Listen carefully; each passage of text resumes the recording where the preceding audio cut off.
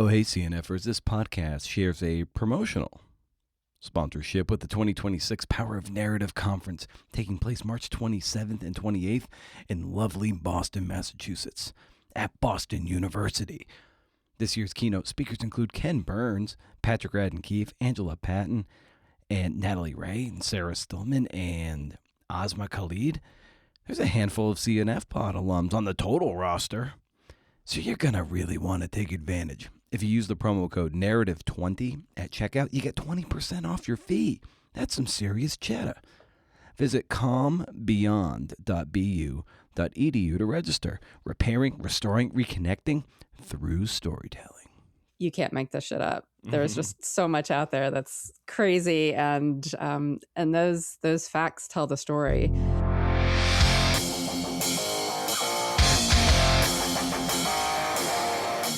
OAC, it's the Creative Nonfiction Podcast, a show where I speak to tellers of true tales about the true tales they tell. I'm Brendan O'Mara, bringing back the lip bro. Today, we have Melanie D.G. Kaplan, author of Lapdog, A Beagle and His Human Investigate the Surprising World of Animal Research. It's published by Hachette. Hachette. Not gonna lie, if you're an animal lover and a believer in animal rights, as I am, it's a tough read. I don't mean it's a bad book. It's a very good book. It's just tough. Brought no fewer than 88 tears to my eyes at various points. The late Jane Goodall called it remarkable, so there you go. This podcast is also sponsored by the newsletter Pitch Club, the monthly Substack where you read cold pitches and hear the authors audio annotating their thinking behind how they sold and crafted their pitches. The colder, the better. How to pitch an agent, an editor, a feature, an essay, a source? You're going to go to welcomethepitchclub.substack.com, forever free. Read a little, listen a little, learn a lot. I think my proposal for the next book is just about done. Knock on wood. The last round of notes I got from my agent are not that bad. I can actually knock it out with 90 minutes of focus. Therein lies the problem. I need that paper, man. Otherwise, your boy is going to start an OnlyFans page for lonely, bookish women and men. Gotta make that paper. Melanie D.G. Kaplan is a journalist and author, and when she's feeling particularly brave, an ukulele player. I learned one time that it's pronounced ukulele, not ukulele. But you do you. Her work has appeared in The Atlantic, The New York Times, The Wall Street Journal, The Washington Post, among too many others. Really, who are you trying to impress, Melanie? She interviewed Miss Piggy. Come on. How many people can say that? Lapdog is her first book, and it chronicles her and her rescue beagle, Hammy, as they illuminate the world of animal testing, and thus the testing that Hammy was subjected to for the first few years of his life. They find out, where he was born, where he was subjected to the various cruelties and indignities, all in the name of science and progress. Her book details the advances in technologies and models, the history of animal research, but those models that are proving to be just as effective as animal testing without the torture. In this conversation, we also hit on the dialogue between the animal research world and the animal activist world, changing her physical environment so she can focus and write, overcoming not being a, quote, name in this business, book proposal craft, and the power of tech Shabbat, and how she turned me on to the light phone, doing some serious research on that. Could be a game changer. No better time than now to cue up the montage riff.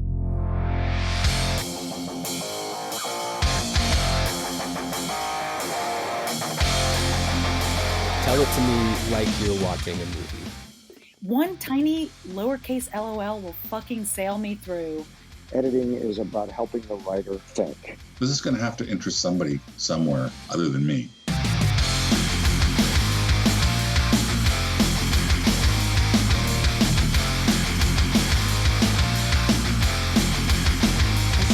Writing when I was really little. My mom encouraged me to write, and so I was writing poems about animals when I was really little.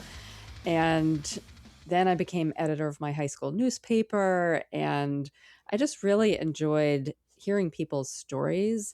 And then as I got a little bit more advanced in my own career, getting comfortable telling my own story. Yeah. How did you, or what were those growing pains, I should say, of yeah, trying to get more personal with narratives versus, maybe leaning on, telling other people's stories. I think a lot of it was just time and experience. I mean, I've been freelancing for more than 25 years now, and many of those years were for trade publications and business journals. And I always had this dream of going around and spending time with different people in their jobs. And so I really enjoyed learning about new things and new careers. And every freelance piece has been different, and I love that. And I think when I started doing travel writing, somebody said to me, as an editor who said, if this idea is interesting to you, and if you get really excited about it, it will be exciting for readers too. And I really just learned to trust that in my mind that, if I was super curious about something and went off and had this adventure, then somebody out there would appreciate it and enjoy the journey with me. So I think that's really helped me feel more confident in pitching and also just using my own voice. Yeah, the confidence can be hard to come by, especially early on. And who are some of the mentors maybe that helped put fuel in your tank as you were trying to get experience and altitude? Oh gosh. I actually didn't read much travel writing when I was a travel writer. I've loved Mary Roach. I mean, she's the best and funniest science writer out there. I just think I read a lot of New Yorker and Atlantic pieces and dug into nonfiction much more, I guess, as an adult. I wasn't a huge reader as a child, but I guess in my 20s and 30s, I really started appreciating nonfiction. Yeah, did you ever have as you were drawn to writing that you wanted to do, maybe fiction or novels or short stories, and then you just kind of got turned on to nonfiction in a way that just like, oh wow, this just feels more interesting to me? I haven't done any fiction since some writing programs, probably in high school and college. And I think the more freelancing and more reporting I did, the more I realized you can't make this shit up. There's just so much out there that's crazy, and those facts tell the story. So I haven't really been drawn to fiction. Every once in a while, I think, could I do this, and could I create these characters? And I just time after time feel like there's enough out there that I want to tell, at least at this point in my life, that I'm sticking with nonfiction. Anytime I noodle with fiction, which I do just for fun every now and again, but not often enough, but it always ends up regressing to the nonfiction mean anyway. And and I just like, it gets to the point where I'm like, I might as well just try to report this thing out, because it ends up being such a thinly veiled nonfiction thing. I'm like, I might as well just make it nonfiction anyway, and just go that way and take the imaginative component out of it and just report it. And to me, that ends up just being more interesting. Or yeah, if I wrote something that was fiction that was like based on my life or people in my life, it's like, well, they would know anyway. Yeah. So I don't know how much I could spin that. Yeah, you brought up Mary Roach and so reading some Atlantic and New Yorker pieces. I always love getting a sense of a writer's film study, if you will. It's always like a sports term I lean on. The NFL, well, football coaches, just watching film, like dissecting things and replay and play forward, rewind, go forward, and so forth, dissecting these things and trying to get into the bones of something. And similarly, I like to do that with reading as well. I'm very active with the text, always writing in the margins, underlining things, circling things. So like just for you, what does your film study look like when you really lock into a piece of writing that you love? I have a whole folder of New Yorkers from the last probably 30 years torn out and stapled together. And I actually go back and read them. Nice. And, I try to figure out, okay, how did they get into this story? How did they start these sections? How often are they reminding us of the characters? Although I have to say, I so often have to go back in New Yorker stories and be like, who was that? I don't write in margins, but I do use little sticky notes quite often. And, I like to reread my favorite books. So they're all on my bookshelf. And, I definitely pull out my favorites from time to time. In terms of books that really helped me with my book, very early on, I knew there was going to be some parts of memoir in my book. And So the situation and the story, The Art of Personal Narrative by Vivian Gornick, was super helpful. I read that a couple times. And The Memoir Project by Marion Roach Smith. But I think that the book that really stuck with me the most was Story by Robert McKee. It got me thinking about a lot of fiction elements to work into the book. And I read it early, put a ton of, sticky notes in it, took notes from it, and then I kind of forgot about it and hoped that it was still in my brain. But I did think about, characters and plot and setting and the climax. I had this really fortuitous thing that the Envigo breeding facility was shutting down over a period of 9 months while I was reporting. And so we had this very dramatic undercover investigation that came out, and then a hearing, and lawmakers got involved. So there's a lot of drama, and it really ended up being the climax of the book. And these beagles all get adopted out across the country. Thinking about fiction techniques as I was writing nonfiction ended up being really helpful.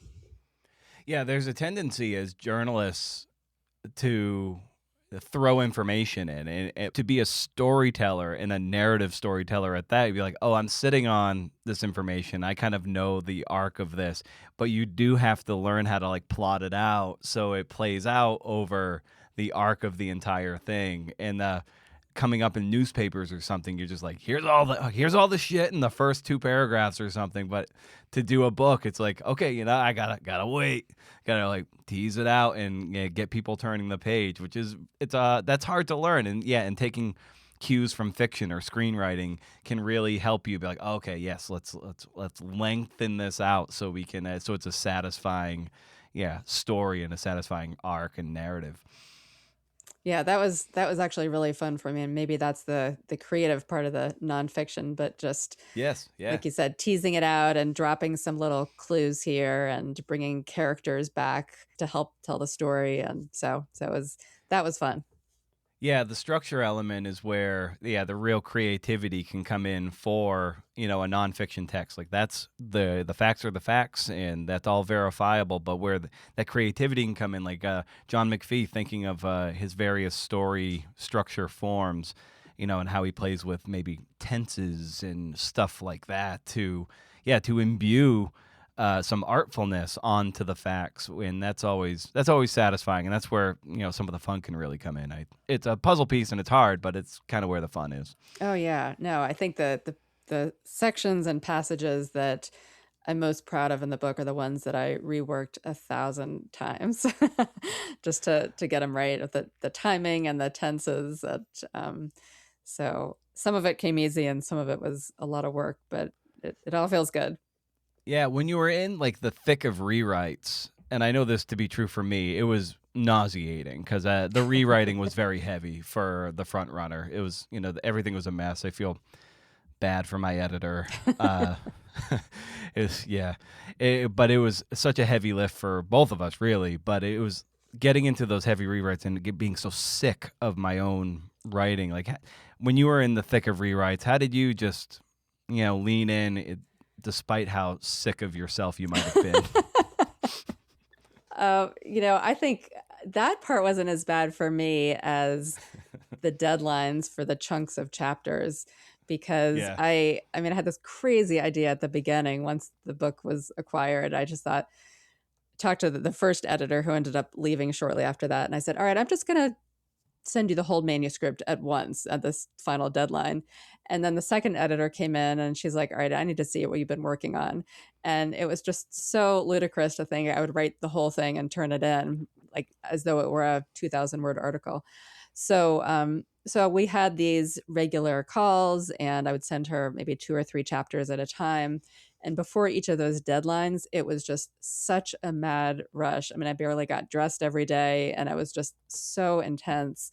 And I ended up sending her these chapters that were incredibly messy. Like it was just, I just had to get over myself because they were, I would just dump things in there and I knew they were too long and they just were not clean copy.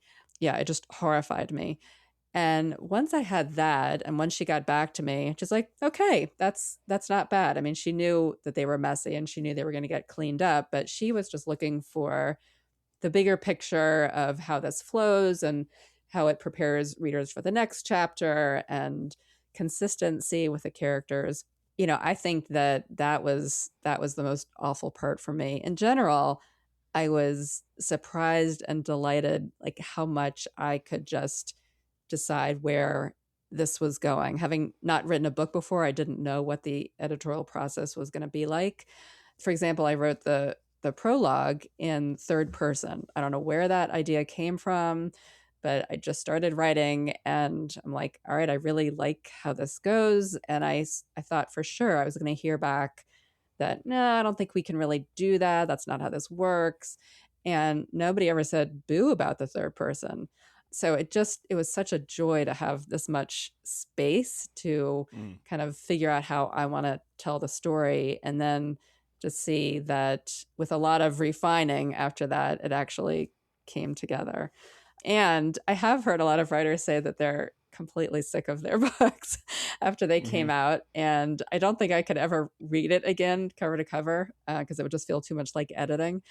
But I have to say, it surprised me that now I use it as a resource, like, because I'm doing all these talks about this and I use the index. It's like, oh, wow, this is how other people are using the book. I'm kind of looking up different people and different quotes and trying to remind myself what's in there. And so I never expected to be using my own book as a resource, but it is kind of cool to have it now to remind myself what I did for the last 5 years. But bringing up those features, and you're like, oh, how do they get into the stories? Like, I always loved like thinking of like those entry points and also kickers and closers and how people are thinking about sinking into the piece, getting into the hot tub of the piece. So just like when you're sitting down to write, how are you thinking about those entry points into either, a feature or a chapter or something? I've noticed, I mean, I don't know that I think about it that much in terms of transferring from other writers to mine, but I'm sure I've internalized this. And I also haven't gone back to look at my writing too much to see, oh, I definitely always do this. But I did notice at one point with my travel pieces, they sometimes end on this like feeling of not quite sadness, but maybe a wistfulness or longing. I'm sure I was trying to avoid something that was cliche or too punchy, but I do feel like, somehow I've picked that up and try to work that feeling into pieces because, travel's not all joy and it's not all happy. And there's often sadness in it, or sadness that you're coming home or that you didn't experience what you thought you were going to experience. And I think that that's true for all of life, is that you've got all these different emotions. And so I try to work that feeling into my pieces.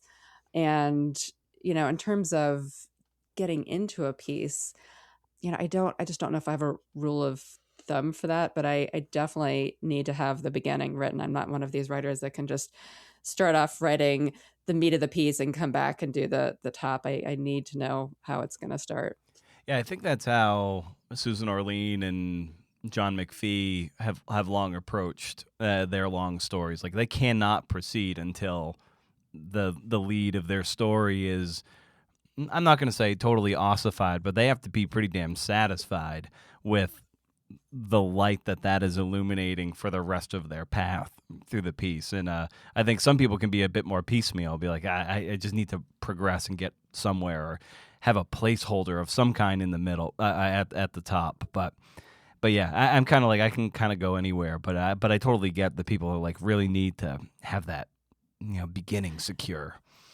Yeah, it's almost like, there's a rhythm when a reader reads a piece, but as a writer, I think that there's some kind of rhythm too. I want to feel that beginning, sense, and what that movement looks like and sounds like and how the words sound. And from there, it's just always an easier jumping off point to feel like, okay, this is where we're going. Yeah, and even with endings, some people like to have it almost be a mystery before they get there.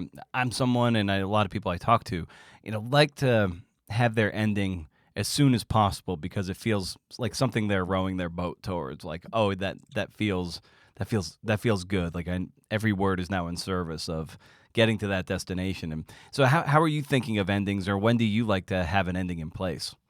I think the endings just show up. I don't feel like I rush to get to them. Mm-hmm.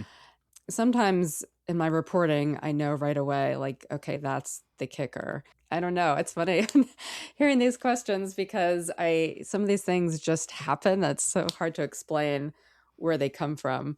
I do think that the endings, like for me, it's what stays on the reader's mind. And so that's just as important to me. I mean, I try to make the endings as beautiful as I can. Yeah, a great ending, at least for me in my experience, is something that makes me want to just go back and start rereading the thing, be it the piece or even the book.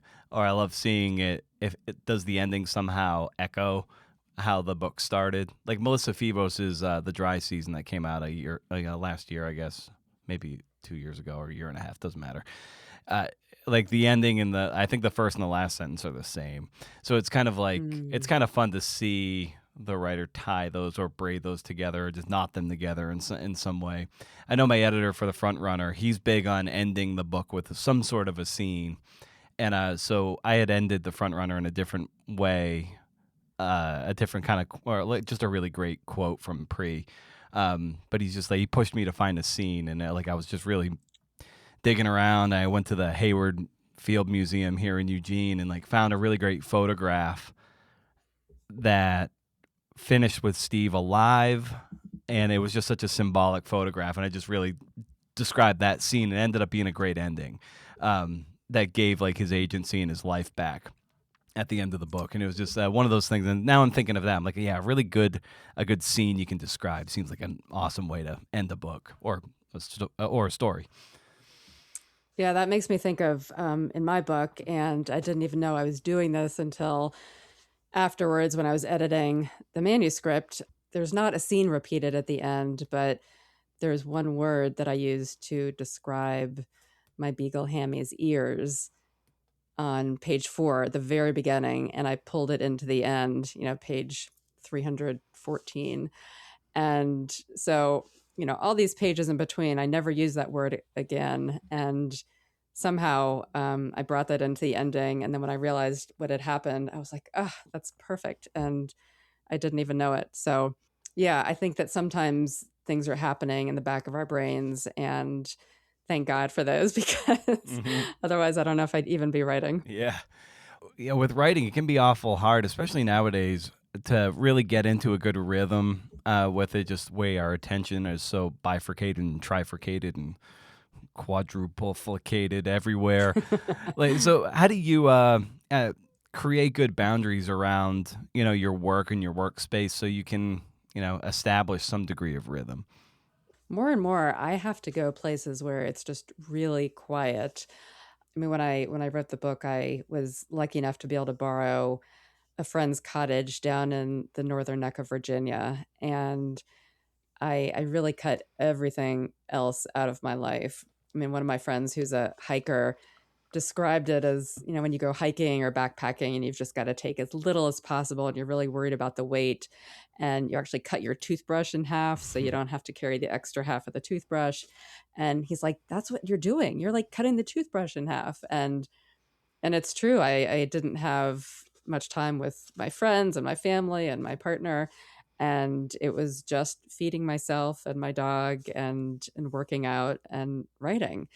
And certainly I don't have that luxury all the time. And when I write articles, I still have to go sometimes reserve a room at the library, because my home office is great when I am here most days and when I'm answering email and reporting. But when I really need to focus, I just have to get out of visually like everything in my office and my house and my yard that needs to be tidied up and weeded. And as you know, there's a million other things calling your name. Oh, I know. I've work at home, and there's always a chore to be done. Yeah, there's dishes to be cleaned. There's dishwasher to empty. There's the floor to sweep or to mop, or there are any number of these chores that they will nag and niggle at my head in my headspace. I'm like, I should be doing this now instead of editing a podcast or curating some articles for the next book project or sending an important email or following up on an invoice or whatever. Like it's amazing what we'll do to not do what we actually have to do.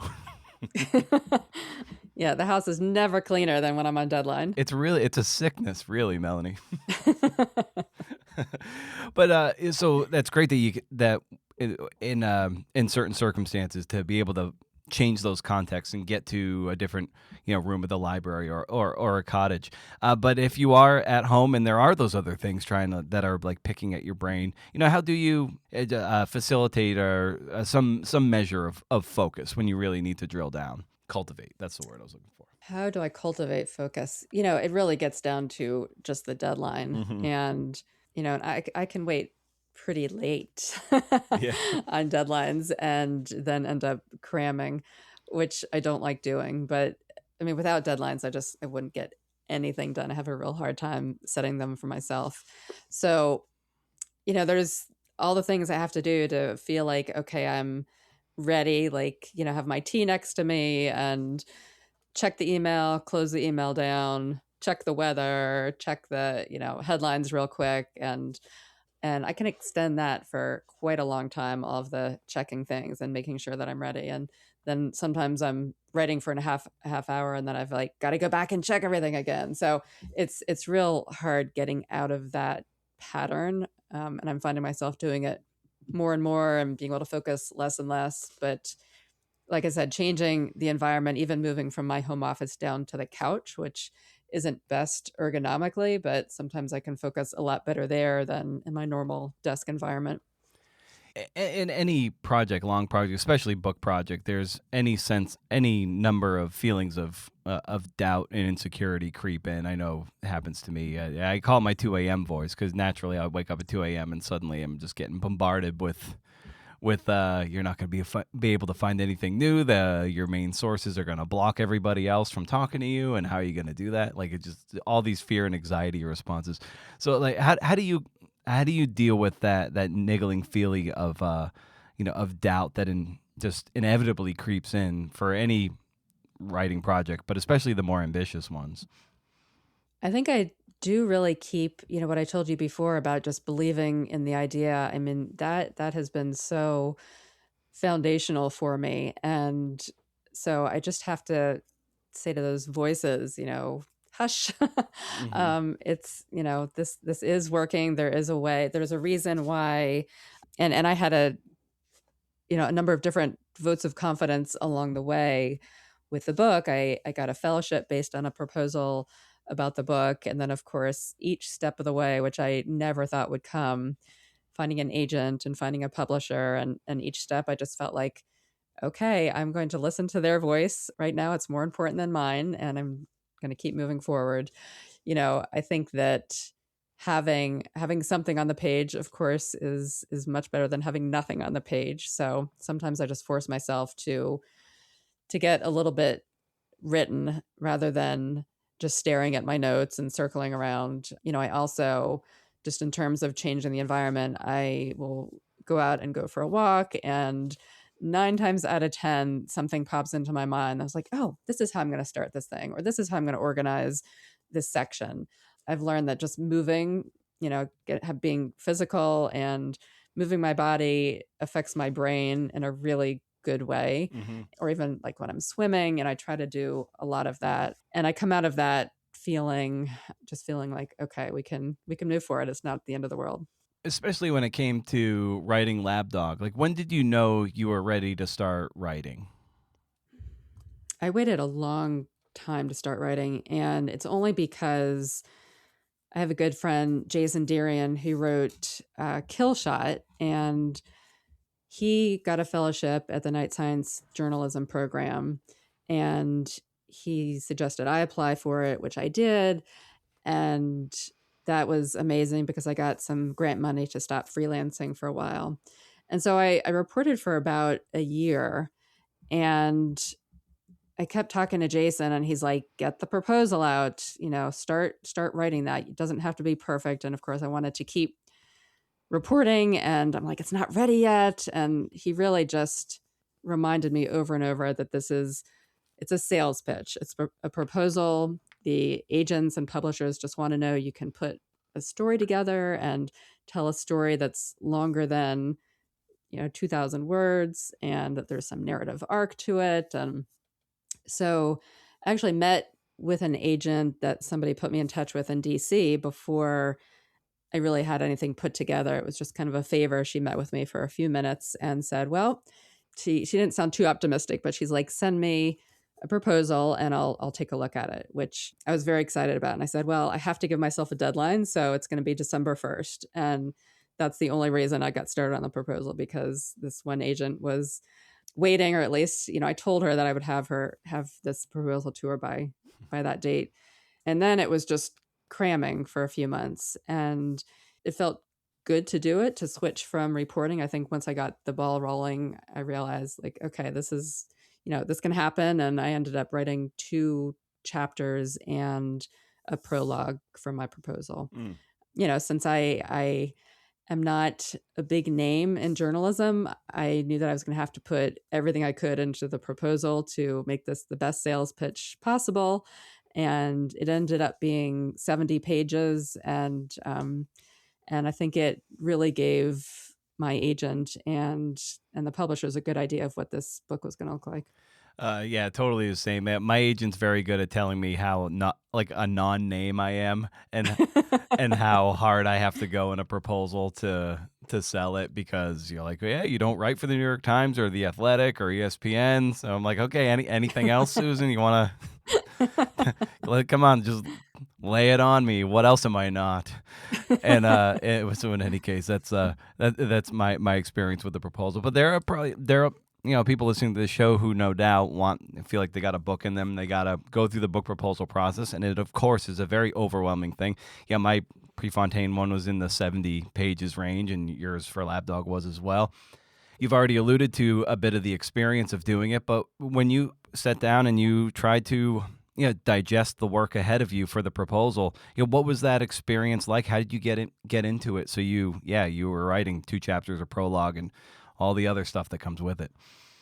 Well, one chapter was easy to pick because it was probably the least controversial, and it's a controversial topic, dog research, animal research. And I had gone down to Florida to see, it's called Sindaver, is the company that makes these model dogs that are used in vet school, and they're incredibly lifelike. And the vet schools and vet tech schools use them for students to practice all sorts of procedures and surgeries and administering anesthesia. And so I saw this happening. I saw a student being tested on her knowledge of anesthesia with this big Sindaver dog. And, so it was lots of color, and it was just a great story. And it was a feel-good story because you're replacing dogs with these models. So I felt pretty good about being able to tell that chapter as kind of a standalone chapter. And then I ended up writing, the 2 other chapters were much more personal. One was a prologue and about the day that Hammy came out of the lab. And then the other one was about when Hammy and I drove to the breeding facility where I learned he was born in Virginia. And so I had just taken a lot of notes on those and just felt like I could put them together as one piece without too much of the weaving through that I knew was going to eventually happen in all the other chapters. I think as standalone pieces, those worked. In terms of the chapter summaries, it was like, this is a sales piece. I don't know what it's going to turn out looking like, but let me just do my best trying to explain where I want to go with this.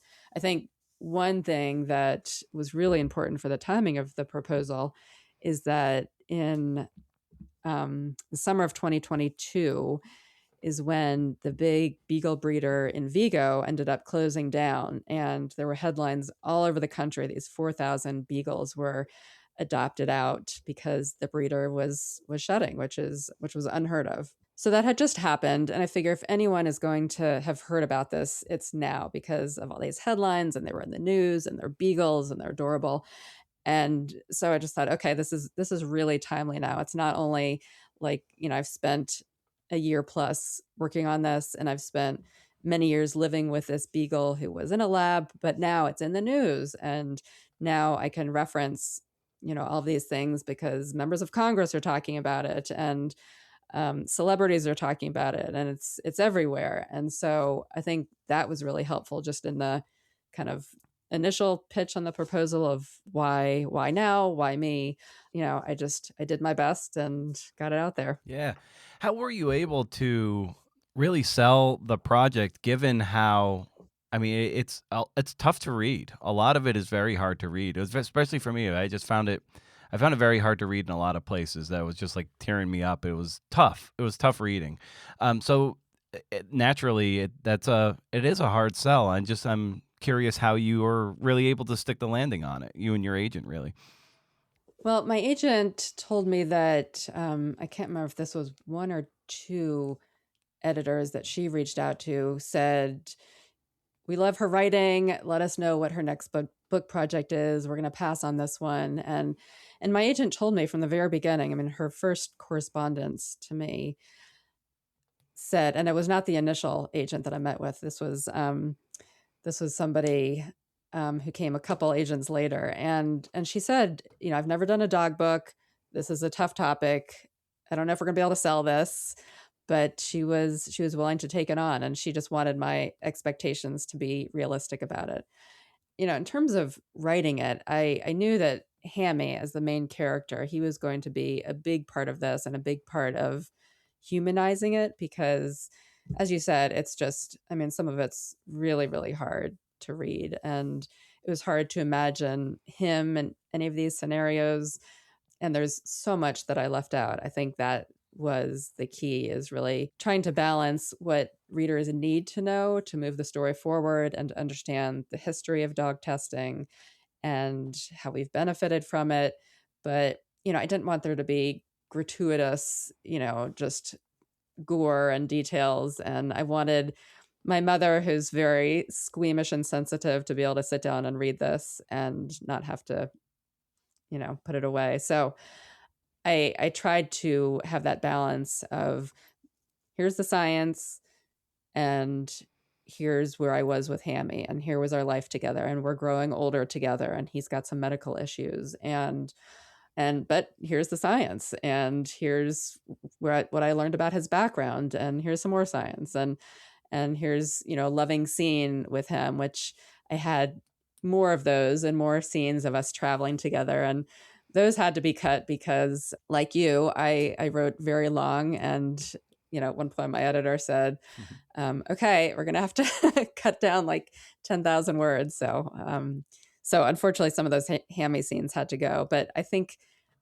what we ended up with is a good balance. I've just been getting some nice feedback on that people are reading, and just when they feel like they've, couldn't read anymore, then a Hammy scene comes. And so I don't know if I ever totally visualized what that was going to be at the beginning. I just had a sense that this is going to be different from other science books, in that we've got this very personal character and very personal story, but I've got to figure out how to weave them together. Yeah. Well, you definitely needed that as a pressure valve release after reading some very heavy things of how various animals, and specifically dogs, are treated in these labs.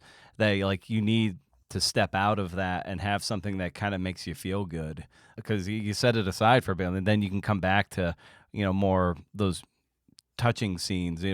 I imagine that was just you're really like playing like by feel, and the shape of that, it probably revealed itself over time. They're like, yes, this is heavy. Okay, we got to go light now. And that ebb and flow, I imagine, was, kind of struck you, somewhat naturally, I imagine, through your rewriting.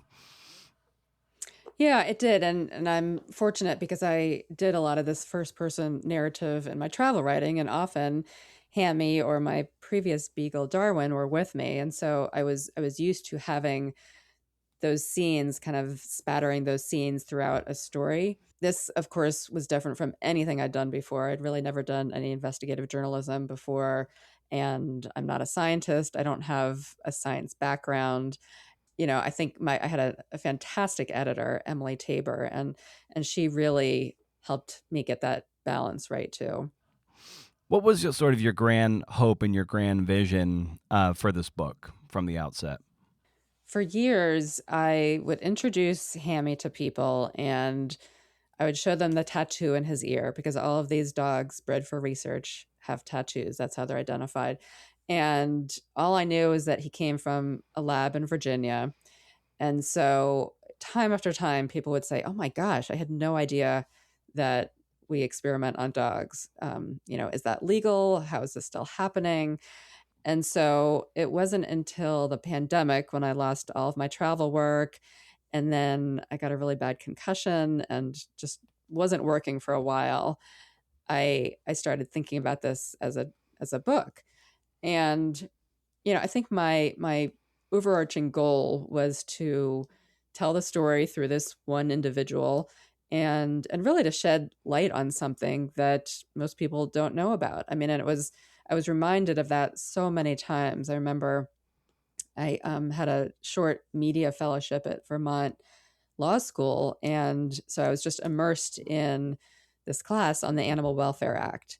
And we had an attorney from the Department of Justice who actually argued the case about in Vigo. And she told the class that many of her colleagues at the Department of Justice that work on animal cases didn't know that there were dogs used in research. And so I was just reminded time and time again that nobody knows this. I didn't really understand much about any type of research, guinea pigs or mice or rabbits. I knew that it happened, but how many of us are digging into this and trying to understand it? Just like, for people who eat meat, we don't want to think about where that comes from, and we don't want to think about how we get our drugs and how they're tested. And it just, these things just happen. In addition to wanting to know Hammy's background, I also just wanted to know how all this research and testing played a role in our everyday lives. And the deeper I got, the more I realized that it touches everything. Every chemical and every product we buy, and the pesticides and the prescription drugs and the over-the-counter drugs.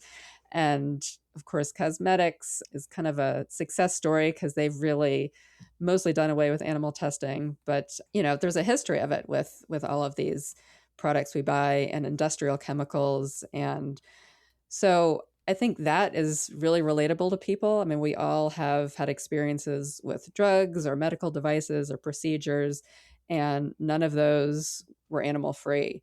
I think that I wanted people to understand this was happening. And I guess my dream would be for the book to become part of the dialogue around this, and that it become less polarized, where people from the animal research community and people from the animal activist community who, I think we all want the same thing, or at least everyone says we want to move away from animal research. But how can we do better today? I'm convinced that we can. And, what are the next steps we can take? Because right now it's so polarized that the two sides rarely talk and rarely, if ever, sit at the table. And I wanted to write a book that was, from a journalist's perspective, really being fair to both sides and listening to stories from both sides, all sides. So that would be my wish, is that, if it could get into the hands of people that can make a difference. Yeah, what is the best of both worlds situation to be able to conduct research that can advance science while causing the least amount of harm or no harm at all? Well, I would say that immediately there are things we could do, like adding all animals to the Animal Welfare Act, because right now mice and rats, which are the vast majority of animals used, are not even covered under the Animal Welfare Act. So we don't even know how many there are. Some estimates say over 100 million mice and rats are used every year. So, we can't stop animal research overnight. If it is stopped or if it's slowed, it's going to be a process. But I think changing the laws to include more animals, to include something about the pain that they can undergo. So right now, if a researcher puts in his or her proposal that this animal can experience pain without painkillers, and they can justify it to NIH or whoever's funding this experiment, then that's okay. I mean, there's no upper limit of pain. And if we cut back on funding to animal research or find funding elsewhere, we can direct more of it to the development of these non-animal methods, which I think are very promising. They are showing to be more predictive for human health than animal studies are. More than 9 out of 10 drugs that are successful in animals end up failing in human clinical trials because they're toxic or they're just not effective. So the pharmaceutical companies, I mean, they want to make money. They don't want to spend billions of dollars and decades on drugs that are going to fail in human trials. As a society, we all would want to move away from this. I don't hear anybody say, oh, I really hope we can keep experimenting on animals because I love it. They say, well, we don't think there's a replacement for a full human body. We have to use them as models because obviously we can't experiment on humans. So I think there's more common ground than the sides realize, but I don't think they're coming together to discuss it and talk about, all these ways we can move forward right now. Yeah, what are, be it the computer models or these other synthetic models that are promising that can get away from actually breeding these animals into these horrible conditions they're subjected to? So yeah, there's AI, computer modeling, organoids. There's an organ chip, which I went to one of the companies making them in Boston, which is called Emulate. And it's a little chip that's like the size of a thumb drive, and it's made of silicone, and it's got these little channels going through it. And so the scientists put human organ cells in them. So there could be a lung chip or a kidney chip or a liver chip. And then they put in drugs or bacteria and they see how the human organ cells react. So they're mimicking a human organ. So that's much more human relevant than a beagle organ or a mouse organ. And we don't have a whole body on a chip yet. So the people who say, we're not there yet, including the chip makers, say that, we can just do these organs. We can't see how the whole body reacts. But there is still a lot more we can be doing with them. All the pharmaceutical companies are using them. The FDA is using them. And, it's really a combination of that type of technology plus the AI and the computer modeling and vast amounts of human data that we have now. We need to start directing funding there and start training younger scientists to use these methods. Because, if you go through school and get your PhD and you're researching on animals, that will likely be your track. You don't close an animal lab and say, okay, tomorrow we're using organ chips. So it's, it's a long process, but there's a number of things we can do now. What was your initial or just your experience in general of seeing the model dogs and what those feel and look like? Oh, they're really a little creepy looking because they the models look like dogs that have been skinned. I mean, you see, at least the model that I saw, it looked like, just muscles and ligaments and bones. And I actually went to the factory to see where they were made, and they're hand stitched together, and they're they're really pieces of art, but they also bleed, and they do things that the human body does. They don't do other things, like if they're cut, they don't heal. That material doesn't heal. It's really a great way for students to learn. And think about decades ago in vet schools where they used to all have their dogs that were bred for this. They'd order their dogs, they'd cut the dogs open and study their anatomy. Sometimes they would, this is awful, they would break a dog's leg, then fix the bone, set the bone, let the dog heal, and then anesthetize the dog again so they could check their work and then kill the dog. So, these animals in all these situations are just seen as disposable, and we don't need to do that anymore. Yeah. Yeah, that particular one you described, that one stuck out to me. I had to put the book down for a moment. Like reading that, I'm like, this is gruesome and inhumane beyond like the torture they put these animals through, and then some of the euphemism they use, like, oh yeah, now we're like gotta sacrifice them, like when that's their euphemism for euthanizing these poor critters that go through that went through this. And there are any number of things in the glossary, if you will, of some of the euphemisms they use. Like I didn't realize, like clinical trials was also like lab science speak for like, oh, that's the animal testing part of it. Like I was like, oh, that never really dawned on me. I know. Yeah, there's so many euphemisms. There's a whole section where I write about this journal that I think it was in the 20s. If you don't mind, let me just check that real quick. Sure. Okay, I've got it. Sorry about that. So there was a journal in the 1920s, and the guidelines actually talked about the words that should and shouldn't be used. And so, you weren't to describe an animal as a he or a she, it was an it. And, if they were crying out in pain, they might have just been vocalizing. If they were being starved for an experiment, it was something like, I don't know, like reducing their food intake. And the experimenters didn't want animal activists to get a hold of this and use it in their propaganda materials. And I think a lot of these words stuck. And, now there's some people suggesting, well, maybe we should mention the specific animal used in these studies, and we should talk about who they were and mention if they had names, which most don't. Sometimes dogs and primates are named in labs, but certainly the mice and the fish are not. And anyway, so there's some people suggesting that, but for the most part, it's very sterile.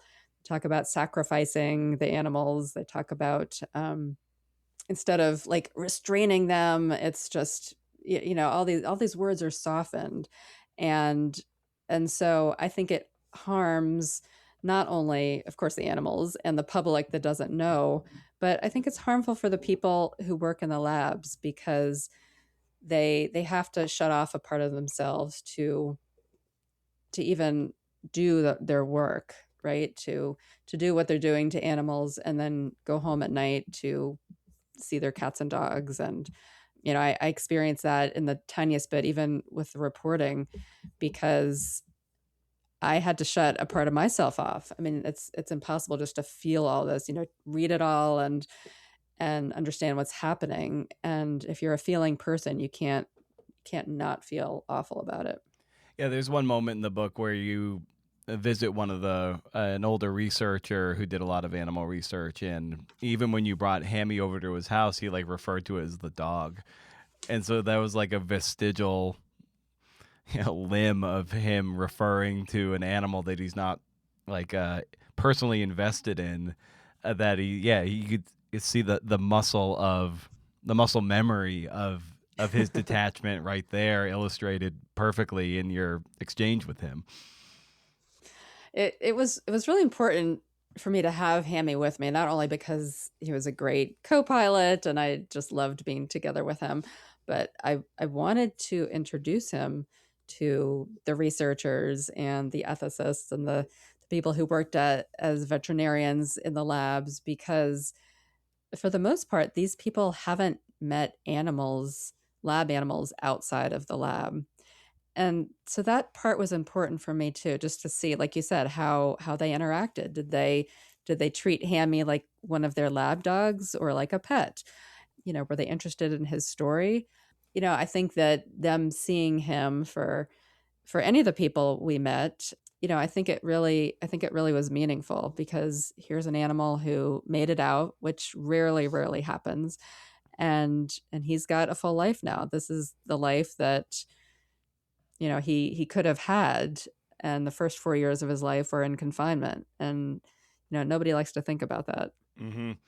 Yeah, and you express later in the book some degree of disappointment in just in some of the exchanges you had with scientists. Like you're looking for some measure of closure, maybe even remorse on their part. But what was your experience, and what were you hoping to hear from them? When I started the book, I was sure that I was going to go out and meet the people who experimented on Hammy and the people responsible for breeding him. And I was going to take Hammy to meet them, and they were going to apologize, and it'd be a very tidy story. And that did not happen. I did really try to find who might have known him, and I filed some Freedom of Information Act requests, and the lab said that they only keep records for 3 years, and it was past that time. And as I continued reporting and realizing I was not going to meet these people, I learned about, in the idea of in restorative justice, there's this idea of a surrogate. So you've got the person who's harmed and the person who does the harm. And so in this case, Hammy was harmed by being confined and not being able to sniff and choose where he goes to sleep at night and experience new things. And so that was the harm. And if I couldn't find the people who did that, I could find a surrogate, which ended up being 2 different dog researchers who spent their careers doing studies on dogs. And yeah, even when I met them, I did not hear what I was dreaming of hearing.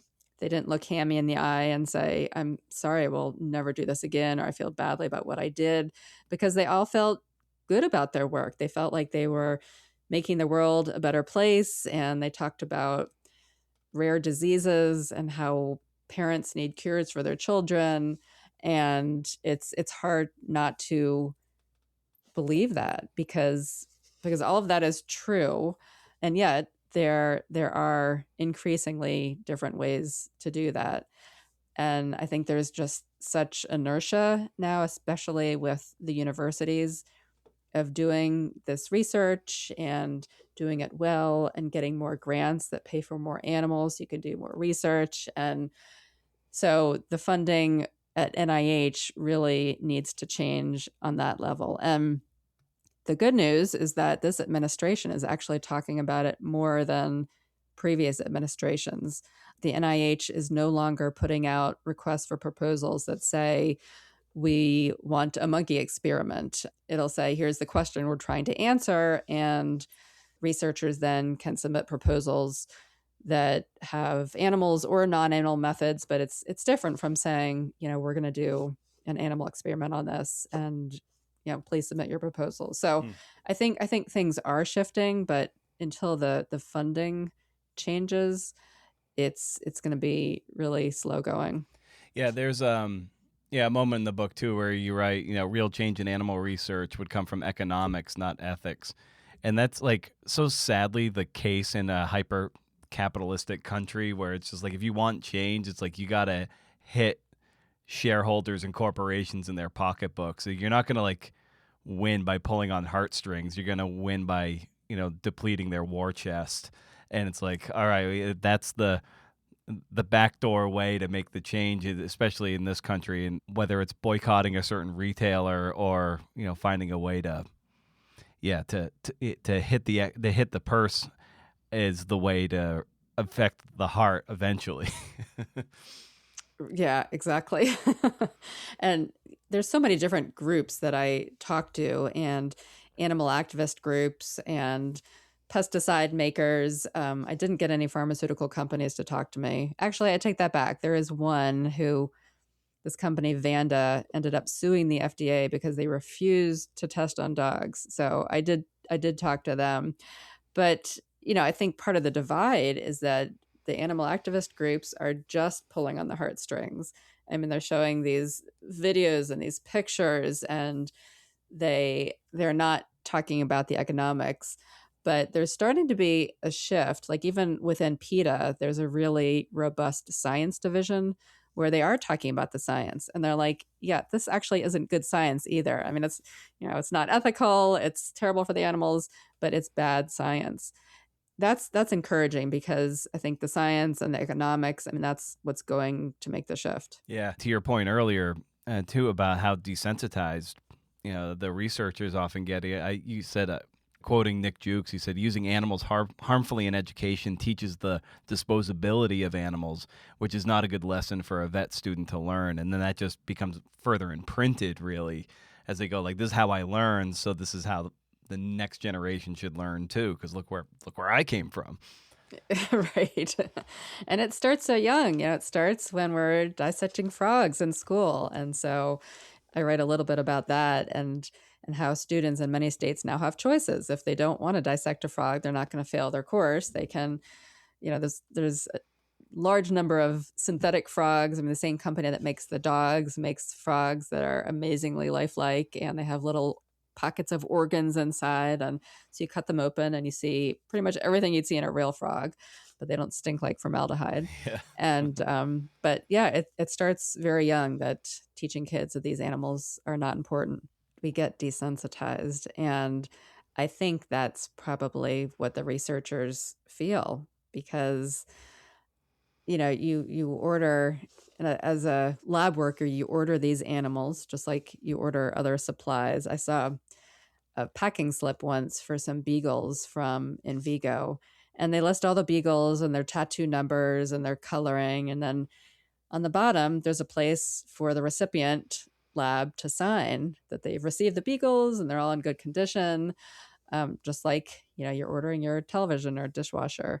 We just don't see them, or they don't see them as living things. I mean, like I said, particularly dogs can get some special treatment. They sometimes get named, they sometimes get toys, sometimes they come out of their kennels and volunteers come to play with them. But that's not happening with the other animals, and dogs are just a very small percentage. Oh, yeah. And it just going through the supermarket, and you see everything, packaged in the, what my wife and I call like the death department. And it's like that steak there, like that was an animal. Like it's not this steak product in one of the frozen food aisles where it's just like frozen death. I'm like, oh my God, these are all critters that deserved far better than this. When you have to look it in the eye and realize what it is, like it's fundamentally hard for someone to like be okay with that. But a lot of people just be like, you know what? I like the taste of bacon, and I don't want to know what that what that pig is going through. But I sure as hell loved my smoked cured meats. So. Yeah. We humans are funny species in that way. Hammy, of course, had a big personality and likes and dislikes and fears. And I kept reminding myself that was the case for all of these animals, the ferrets and the rabbits and the mice. And, he was just one. Yeah, for sure. Well, very nice. Well, Melanie, as I like to bring these conversations down for a landing, I like asking the guests for just a fun recommendation of some kind for, just whatever is making you happy that you want to share with the listeners. So I would extend that to you. Well, I highly recommend some unplugged time. I, for a while, was doing something called a tech Shabbat that was coined by Tiffany Shlain, where it's like a Friday night to Saturday night, totally off screens. And I couldn't believe how much time I had. And, if you need to call someone the next day, you have to write down their number. And if you want to go to the movies, you've got to look that up beforehand. So it takes a little bit of preparation. But I was doing that for a while before I started working on the book. And then last summer, after the manuscript was all edited and proofread, I drove across Canada and spent a full week unplugged in Western Canada. And it was just amazing. I read books and made pot holders and was just probably more relaxed than I've been in a long time.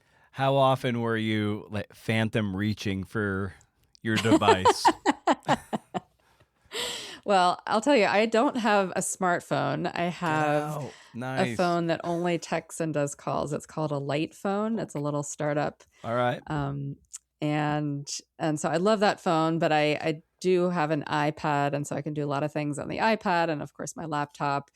And yeah, it's definitely muscle memory, right? You would just want to grab that thing. Totally. I know, and I try to. I'm not great at it, but I try to have periods of time, at least during the day, where my phone is ideally out of the room and out of sight. But then, so I'll be noodling around with any various tasks I'm doing, and yeah, I'll catch myself in like a 5 or 10 second lull, and just like my hand will just like go reach for it. I'm like, oh my, what the fuck are you doing, man? It's like, holy shit, I have been so conditioned by this thing. It's like, oh man, like we're lab animals in that regard. Like we're getting tugged and tortured in all sorts of different ways too. But, well, I really feel like we have to, we as a society are going to have to start proactively moving ourselves away from it. It's like, this is just happening to us. We're just getting tighter and tighter with these devices and these screens, and we don't even know it's happening to us, right? Whoever's conducting this big study on us. Yeah, for sure. And it's harder and harder to fight it. Big time. It's it's tugging on the same, feedback loops that you use like with rats and cocaine studies and all that stuff. It's like we would starve to death most likely if we get a little heart in Instagram and be like, oh, that felt good. And it's funny because I have the podcast account and my personal account, but they're kind of like the same. And so and sometimes I have DMs going in different ones, like a group chat in one, but then sometimes I do, podcast outreach through the other one to book guests and all that stuff. So I toggle between the two. And oftentimes it's like, if I go to one, I see a notification from the other account I just left. And it'll be like, oh, they're trying to like bait me to keep going back. They're like, oh, we probably have a reservoir of 30 likes, but we titrated out. And like that's what's happening. It's crazy. I see it in real time. Like, oh, I see what your programming, your algorithm is doing to me, and no doubt millions and billions of others. But it's pretty sick when you see it in action. Oh my God, it's awful. It's disgusting. Awesome. Well, Melanie, thank you so much for coming on the show and talking some shop, and for writing this book, and really illuminating what's happening in these labs, and what we might be able to do with it moving forward. So just thank you for the work you did. Well, thanks for having me on. I've been listening to your podcast for so many years, and it's just such an honor and a dream to be here talking to you now.